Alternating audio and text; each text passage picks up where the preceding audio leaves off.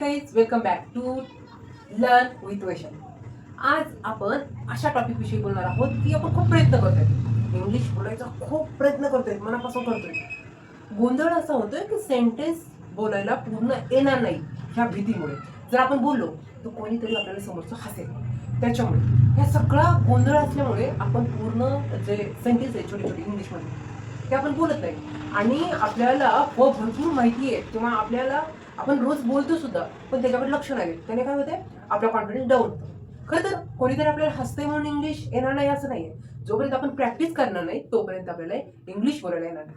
तर आजची ट्रिक काय आहे माहिती, आपल्याला इंग्लिश का बोलता येत नाही, तर त्याचं उत्तर हे आहे की आपण काय केलं पाहिजे. सुरुवात छोट्यापासून केली तर don't wait perfect English, only start with small English.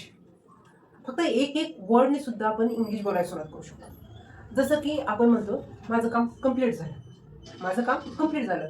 तर आता आपण झालं म्हणायचंय, तर मग त्याला काय येईल काय ह्याचा विचार नाही करायचा. शब्दामध्ये कम्प्लीट हा शब्द आला, त्याच्यानंतर म्हणजे एक सेंटेन्स आहे त्याच्यात कम्प्लीट हा शब्द इंग्लिशचा आला. नंतर मी खूप बिझी आहे, मी खूप बिझी आहे. त्याच्यानंतर मला खूप टेन्शन आहे, असे शब्द आपण बोलतो. नंतर मला माझे कपडे धुवायचे म्हणतो तर माझे वॉश क्लोथ्स, किंवा माझे वॉश कपडे करायचे. किंवा आपण असं म्हणू शकतो मला काहीतरी मेक करायचं आहे म्हणजे बनवणे.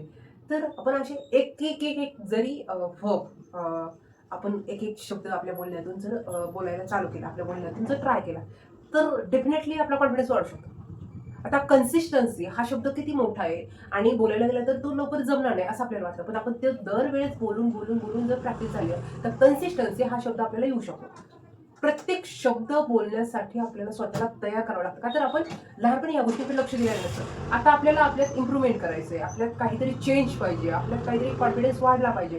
ह्या ज्या गोष्टी आता आपण पाहणार आहे, तर डेफिनेटली आपण काहीतरी स्वतःमध्ये इम्प्रूव्हमेंट केलंच पाहिजे. तर त्याच्यासाठी 111 वर्ड आपल्या सेंटेन्समध्ये आपण एक एक टाकू आणि त्याने सेंटेन्स पूर्ण करू.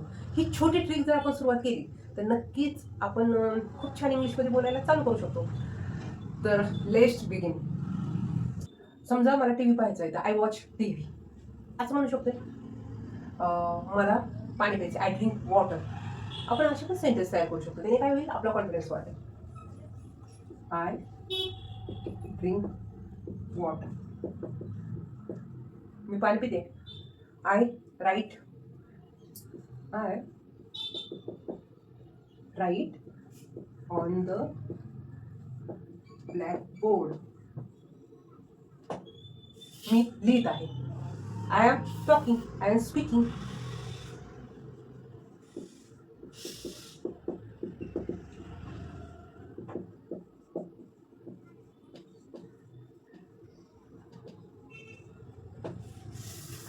I am learning English.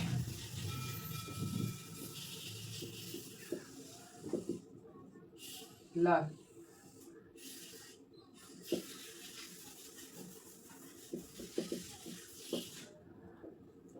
मी लवकर उठते म्हणायचं, आय एम वेकअप अर्ली.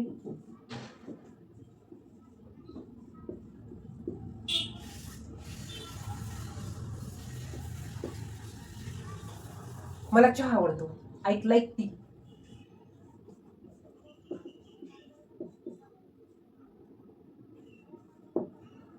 मला चहा तयार करायला आवडतो, बनवायला आवडतो, आय लाईक मेक टी.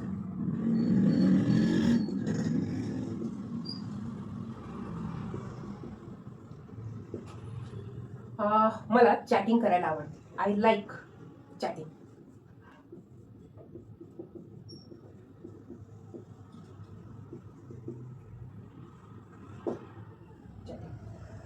असं आपण छोटे छोटे वर्ड बोलायला चालू करू. त्याने काय होईल, आपल्याला इंग्लिशमध्ये बोलायचं आहे, तो जो कॉन्फिडन्स आहे तो आपण पाहू शकतो. कारण डायरेक्ट आपण आता हे सेंटेन्स छोटे छोटे म्हणून ते यायला लागले, पण आपल्याला आता बोलायचं आहे तर आपण मराठी सेंटेन्समध्ये एक इंग्लिशचा टाकू वर्ड. त्याने काय होईल, आपल्याला एक कॉन्फिडन्स येत जाईल की हा ठीक आहे, मी बोलता बोलता इंग्लिशचे वर्ड बोलते. हा कॉन्फिडन्स येता येता मग आपण हळूहळू एक सेंटेन्समध्ये बोलत जाऊ. त्याने एक फायदा हा होईल की आपल्याला स्वतःला, असं आपण म्हणतो ना मला इंग्लिश बोलायला येत नाही, हा शब्द इथून पुढे न बोलता आपण असं म्हणायचंय मी बोलायचा प्रयत्न करते.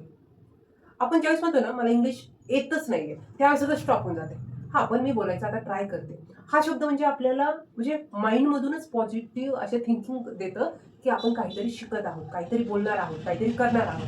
त्याच्यामुळे डेफिनेटली इथून पुढे आपल्याला जर इंग्लिशची आवड आहे, आपल्याला स्वतःमध्ये काहीतरी इम्प्रूव्हमेंट करायचं आहे, हे जर आपल्याला आवडत असेल तर आपल्या बोलण्यामधूनच आपण असं दाखवून देऊ की मी आता शिकतच आहे. तर आजचा व्हिडिओ आवर्जून माझा ह्याच एका गोष्टीसाठी होता की एक एक वर्ड पासून आपण सुरुवात करू, पण डेफिनेटली आपण इंग्लिशची सुरुवात करून स्वतःमध्ये इम्प्रूव्हमेंट पाहू. तर आजचा हा व्हिडिओ तुम्हाला कसा वाटला तर नक्कीच कमेंट बॉक्समध्ये सांगा. कारण एक एक वर्डनी सुद्धा आपण खूप छान पुढे पुढे इंग्लिशमध्ये इन फ्युचरमध्ये इंग्लिशमध्ये खूप छान बोलू शकतो. तर मला तर डेफिनेटली कॉन्फिडन्स आहे की मी definitely every time speak English. तर हे माझं स्वतःचं चॅलेंज आहे. तर तुम्हाला ते काय वाटतं ते नक्कीच मला सांगा. तर भेटू नेक्स्ट व्हिडिओ, पण नक्कीच ट्राय करा one one word one one सेंटेन्समध्ये. भेटू, चला बाय.